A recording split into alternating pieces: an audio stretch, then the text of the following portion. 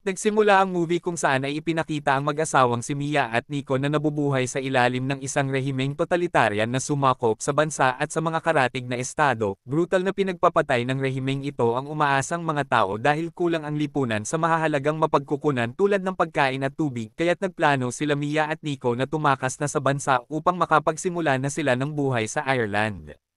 Naglagay sila sa mga human trafficker upang dalhin sila sa shipyard upang makatakas sila at makapunta ng Ireland. Nang hingi pa ng karagdagan ang lalaking trafficker at dahil wala na silang pera ay hiningi ni Nico ang singsing ni Mia, at pagkatapos ay pinasakay na sila sa isang shipping container.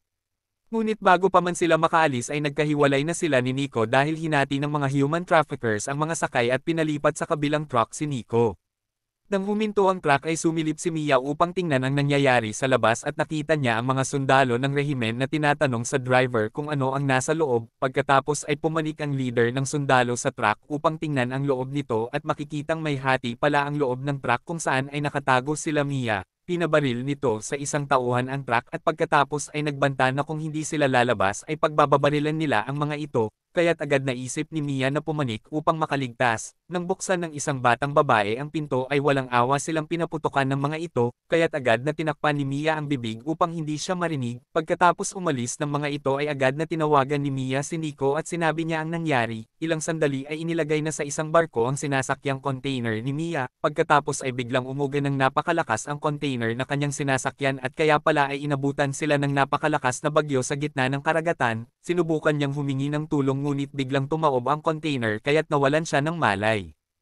Kinabukasan ng magising ay nakita niya na may tubig na ang loob ng container, at pagkatapos ay sumilip siya sa mga butas kung saan ay nakita niya na nagpalutang-lutang na pala ang kanyang sinasakyang container sa gitna ng dagat. Sinubukan niyang tumawag ngunit ayaw gumana ng cellphone dahil nabasa ito, at nang makarinig siya ng mga nagsisigawan sa kabilang container ay agad siyang nagsisigaw ng malakas sa butas at tinawag niya si Nico. Agad niyang pinagpalit ang SIM upang matawagan niya si Nico, ngunit pagsilip niya ulit ay nakita niyang palubog na ang isang container sa tubig, kaya't napaiyak na lang siya sa kanyang nakita. Kinagabihan ay nagtangka na siyang maglaslas ng kanyang puso ngunit umiral ang puso ng isang ina at naisip niya ang kanyang anak na dinadala, kaya't hinimas niya ang kanyang tiyan at hindi na niya ito itinuloy. Nang magising ay nakita niya na napuno na ng tubig ang loob ng container at sinubukan niyang makaligtas ngunit isang panaginip lang pala ito. Pagkagising ay pilit niyang binuksan ang nakataling malaking kahon sa itaas kung saan ay nakita niya ang maraming mga Tupperware. Pagkatapos ay kinuha niya ang mga goma nito upang ipangtakip sa mga butas ng container. Pagkatapos habang bumabagyo ng napakalakas ay humilab ang tiyan ni Mia, kung saan ay hirap na hirap siyang nagsilang ng isang sanggol na babae at pinangalanan niya ito ng Noah, at nang makatulog ng dahil sa pagod at gutom ay napanaginipan niya ang kanyang anak na babaeng si Uma na pinatay ng mga sundalo ng rehimen, at sinisi niya ang kanyang sarili sa pagkamatay nito.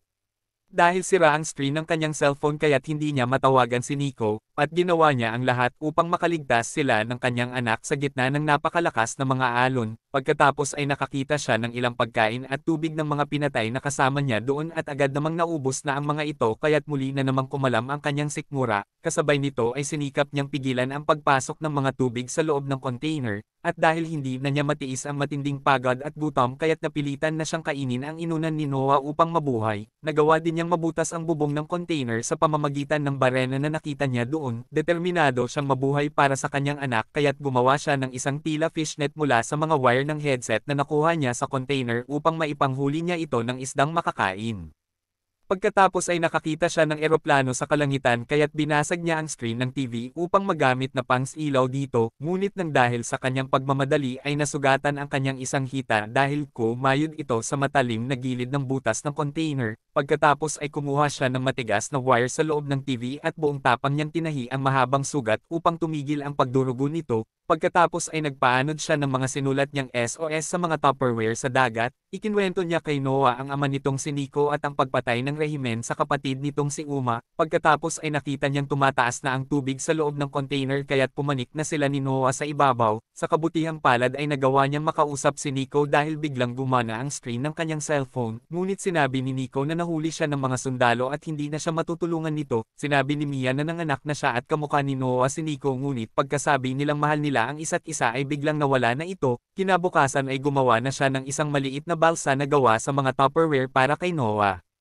Ngunit kinagabihan ay nakita niyang inaanod sa loob ng container ang picture ni Uma kaya't kinuha niya ito, nakita din niya ang sneakers na nilagay niya sa isang Tupperware ngunit lumubog na ang container at sa kamalasan ay sumabit sa mga tali ang kanyang isang paa sa ilalim, kaya't hiniwa niya ito ng kutsilyo, ngunit lumutang na sa ibabaw ang balsa ni Noah at pagkaahon niya ay hindi na niya ito makita, salamat na lang ng dahil sa tubig na ibinuga ng malaking balya na kaya't nag-iiyak si Noah at nakita na niya ito. Kinaumagahan bago mawalan ng malay ay nagpaanod siya ng mga isdang pinagkainan niya kaya't pinaikutan sila ng mga sigal, at nang dahil sa mga ibong ito ay nakita sila ng mga nangingisda, ngunit nang tingnan ng mga ito ang balsa ay sinuha lang ang kanilang nakita, pagkatapos ay hinila ng babae ang tali na gawa sa mga wire kaya't nakita nila ang walang malay na si Mia, agad siyang sinipir ng babae ngunit hindi pa din siya nagkakamali at matapos ng ilang ulit nitong pag-CPR ay nagising na si Mia at hinanap niya ang kanyang anak, at pagkatapos ay masayang-masaya na napaiyak si Mia nang makita niyang nakaligtas na sila ni Noah.